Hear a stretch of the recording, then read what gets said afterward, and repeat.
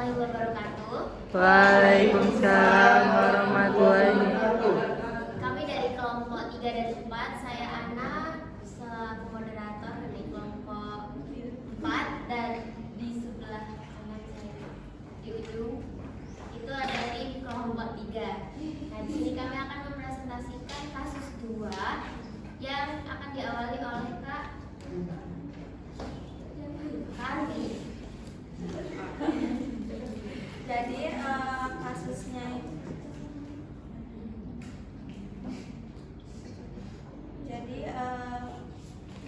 itu siswa kelas 3 SD, tulisannya itu berantakan, mulut tidak konsisten, sering keluar dari garis. Kemudian dia juga sulit menyalin dari papan tulis sehingga sering tertinggal. Kemudian saat bercerita dia lisannya lancar, tetapi saat diminta menulis karangan jadi sangat singkat dan kacau, dan sering dianggap ceroboh oleh gurunya. Kemudian tugas kelompok yaitu untuk nomor 1 yaitu apakah kasus ini lebih termasuk kesulitan belajar spesifik ataupun motivasi. Iya, kasus ini termasuk kesulitan belajar spesifik karena ketika dia diminta untuk bercerita, dia bisa bercerita dengan lisan secara lancar. Dia juga termasuk dalam kategori kesulitan belajar spesifik disgrafia. Kemudian selanjutnya ada tambahan dari kelompok 3.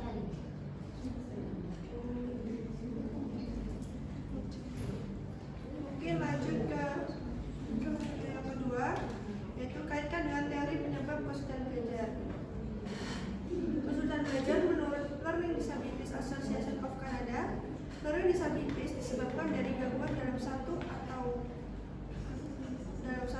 lebih proses yang berhubungan dengan persepsi, berpikir, mengingat, atau belajar. Yang termasuk tadi kesulitan dalam menulis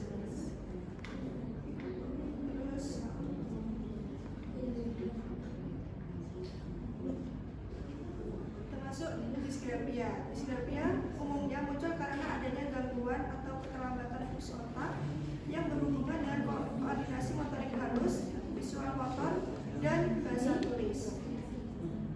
Mungkin ada tambahan bahwa menurut para ahli menjelaskan bahwa teori disgrafia terdapat beberapa teori. Yang pertama yaitu teori neurologis, yang dimana disgrafia terjadi karena adanya gangguan pada sistem saraf, khususnya di area otak yang mengatur keterampilan motorik halus, koordinasi tangan mata, serta fungsi bahasa tulis.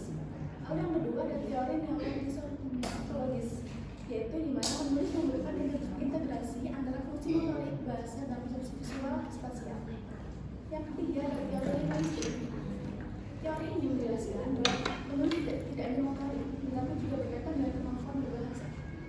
Lalu selanjutnya adalah teori keempat, teori lingkungan, yang dimana faktor psikologis seperti kecemasan, tekanan belajar, atau kurangnya stimulasi lingkungan dapat merupakan disgrafia.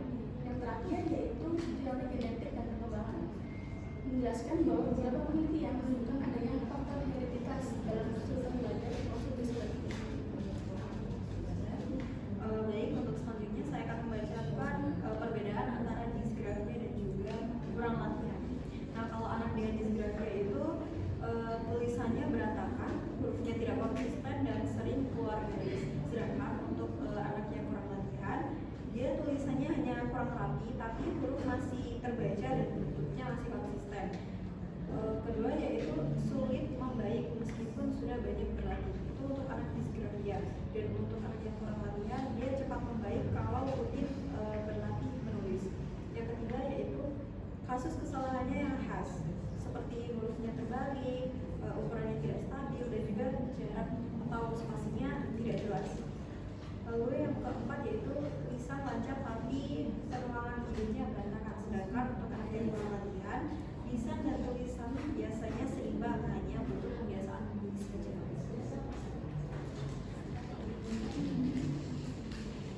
Kemudian saya menjelaskan rekomendasi strategi untuk anak disgrafia yang meliputi yang pertama latihan menulis, yaitu berlatih motorik halusnya, kemudian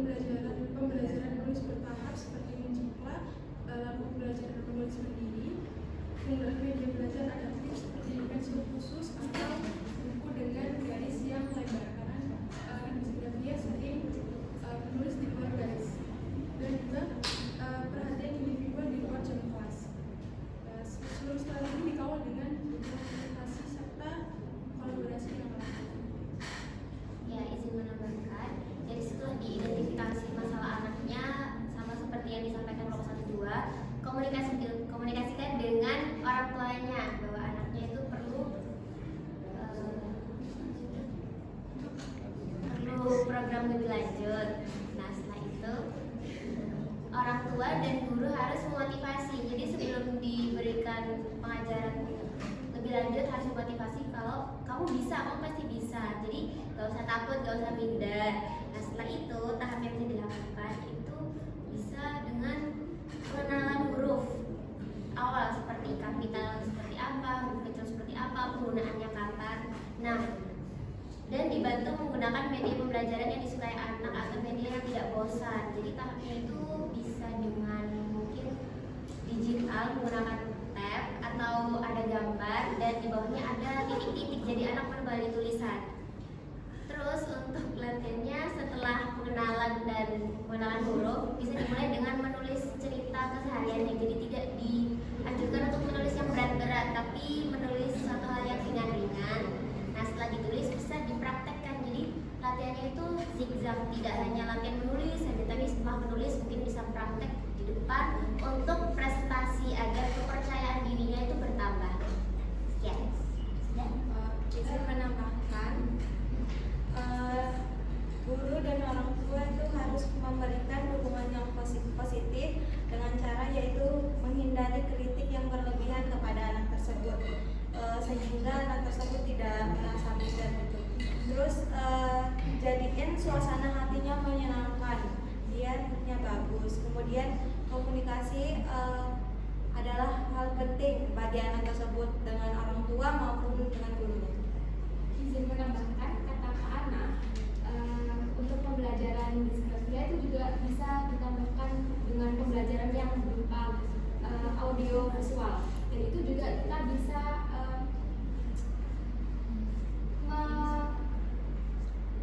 memahami keadaan siswa tersebut agar mereka itu percaya diri. Jadi dia tuh nggak minder gitu. Jadi dia kayak agar dia semangat menulis atau semangat untuk pembelajaran atau sebagainya.